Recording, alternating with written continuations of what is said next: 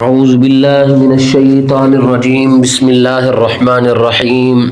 آج ہم بات کریں گے قیامت کے قریب آنے والے اس فتنے کی کہ جس کا رعب اور دبدبہ ہر امت اور ہر قوم کے اندر رہا ہے، اور وہ فتنہ اگر صحابہ کرام کے بارے میں صحابہ کرام کے سامنے اس فتنے کا تذکرہ کیا جاتا تو صحابہ کرام بھی تڑپنے لگتے اور رونے لگتے، اللہ رب العزت سے معافی طلب کرنے لگتے، اور اس سے مراد دجال کا فتنہ ہے۔ آج ہم بات کریں گے کہ دجال کون ہے، کس شخصیت کا نام ہے، اس کی پیدائش کب ہوئی، اس کے ماں باپ کون ہیں، کیا حضور صلی اللہ علیہ وسلم کے زمانے میں وہ تھا، اور اس کا ظہور کب ہوگا۔ حضور نبی کریم خاتم النبیین صلی اللہ علیہ وسلم نے ارشاد فرمایا کہ دجال قیامت اس وقت تک نہیں آئے گی جب تک دجال نہ آ جائے، اور اس کی ظاہری نشانیاں یہ ہیں کہ اس کی شکل بڑی بدصورت ہوگی اور چھوٹے قد کا ہوگا،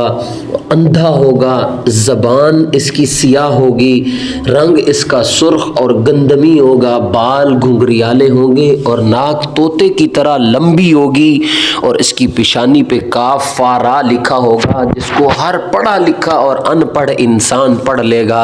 ہاں، وہ لوگ نہیں پڑھ سکیں گے جو فاسق اور فاجر ہوں گے اور جو اس کے فرما بردار بن جائیں گے۔ جب یہ آئے گا تو آ کر کے اپنے آپ کو سب سے زیادہ پرہیزگار اور متقی ظاہر کرے گا، اور پھر سب سے پہلے یہ نبوت کا دعویٰ کرے گا اور پھر خدائی کا دعویٰ کر بیٹھے گا، اور یہ پوری روئے زمین پر سفر کرے گا، چکر لگائے گا، گردش کرے گا، اور اس کی سواری اتنی بڑی ہوگی کہ دو کندھوں کے درمیان 40 میل کا فاصلہ ہوگا، دو آنکھوں کے درمیان 40 گز کا فاصلہ ہوگا۔ زمین پر بے شمار طاقت اور دولت کے خزانے اس کے قبضے کے اندر ہوں گے، اور اگر یہ حکم دے گا تو آسمان بارش برسائے گا، یہ زمین کو حکم دے گا تو زمین پر سبزہ ہوگا، یہ اتنی طاقت اور قوت کا مالک ہوگا، اور جو اس کو مان لے گا اس کو مالا مال کر دے گا، وہ عیش و عشرت کی زندگی گزاریں گے، جو نہیں مانے گا اس کو قتل کر کے شہید کر دیا جائے گا، اور بجلی سے زیادہ تیز ہوگا، اور بجلی سے زیادہ تیز ہوگا، اور اسرائیلی اور کافر لوگ اس کی حمایت کریں گے، اور زمین پر یہ بہت بڑا فتنہ اور فساد قائم کر دے گا۔ جب یہ زمین پر فتنہ اور فساد قائم کرے گا تو اس وقت یہ زمین پر فتنہ اور فساد قائم کر لے گا تو یہ رخ کرے گا مکے اور مدینے کی طرف، لیکن جب مکے کی طرف جائے گا تو اس کو ذلیل و رسوا کر کے مکے کے اندر داخل نہیں کرنے دیا جائے گا، داخل نہیں ہونے دیا جائے گا۔ پھر یہ نکلے گا مدینے کی طرف، اور جب مدینے کی طرف جائے گا تو مدینے کے 7 دروازے اللہ رب العزت بنا دیں گے، اور ہر دروازے پر ایک نگہبان اور ایک مقرب فرشتہ اللہ رب العزت قائم کریں گے جو اس کو ادھر داخل نہیں ہونے دے گا، اور یہ باہر کھڑے ہو کر کے چیخ مارے گا۔ مکے اور مدینے کے اندر منافقین لوگ جو ہوں گے وہ باہر نکلیں گے اس کی چیخ کو سن کر کے، اور اس کے گروہ کے اندر داخل ہو جائیں گے۔ اب اس کا دجالی لشکر ایک تیار ہو جائے گا، اور اس کا مقابلہ کریں گے حضرت عیسیٰ علیہ السلام اور حضرت امام مہدی علیہ السلام، اور اس وقت مسلمان گروہ بڑا کمزور ہوگا، لیکن اللہ کی طاقت، اللہ کی ہمت سے مسلمان اس دجالی فتنے کو ختم کریں گے، اور ان کو بڑی شکست کا سامنا کرنا پڑے گا۔ اور حضرت عیسیٰ اور جب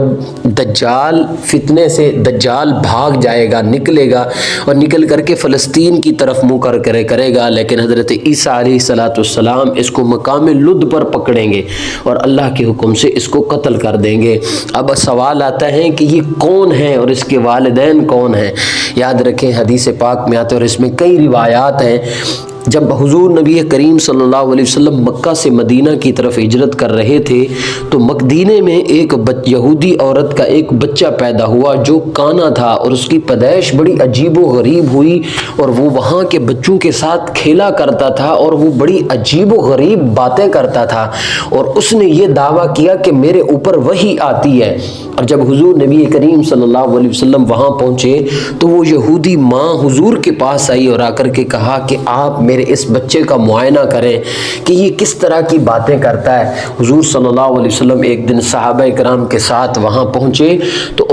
تو وہ وہاں بچوں کے ساتھ کھیل رہا تھا، تو حضور نبی کریم صلی اللہ علیہ وسلم نے اس سے پوچھا کیا تو گواہی دیتا ہے کہ میں محمد اللہ کا رسول ہیں؟ تو وہ کہنے لگا ہاں میں گواہی دیتا ہوں کہ محمد اللہ کے رسول ہیں۔ حضور نبی کریم صلی اللہ علیہ وسلم کے یہ کہنے کے بعد اس نے کہا، اور اس کا نام ابن سیاد تھا، وہ کہنے لگا کہ کیا آپ گواہی دیتے ہیں کہ میں اللہ کا رسول ہوں؟ حضور نے اس کو چھوڑا اور پیچھے ہوئے اور فرمایا کہ میں تو اللہ کے تمام رسولوں پر ایمان لاتا ہوں، لیکن تو اللہ کا نبی نہیں ہے، میرے بعد تو نبوت ختم ہو گئی ہے۔ اور اس کے بعد یہ کہے گا کہ مجھ پر تو جھوٹی اور سچی خبروں کا علم ہے میرے پاس۔ حضور صلی اللہ علیہ وسلم اس سے کہیں گے کہ میں نے تمہارے بارے میں ایک چیز چھپائی ہے، کیا تم کیا دیکھتے ہو؟ تو وہ کہے گا کہ میں سمندر کو عرش پر دیکھتا ہوں۔ تو حضور صلی اللہ علیہ وسلم فرمائیں گے یہ تو ابلیس کی ایک چال ہے، اور حضور فرمائیں گے میں نے تمہارے بارے میں ایک بات چھپائی ہے۔ تو وہ کہے گا کہ اور حضور نے ایک لفظ الدخان اپنے دل میں چھپایا، تو وہ کہے گا وہ چیز الدخ ہے۔ حضور صلی اللہ علیہ وسلم اسے کہیں گے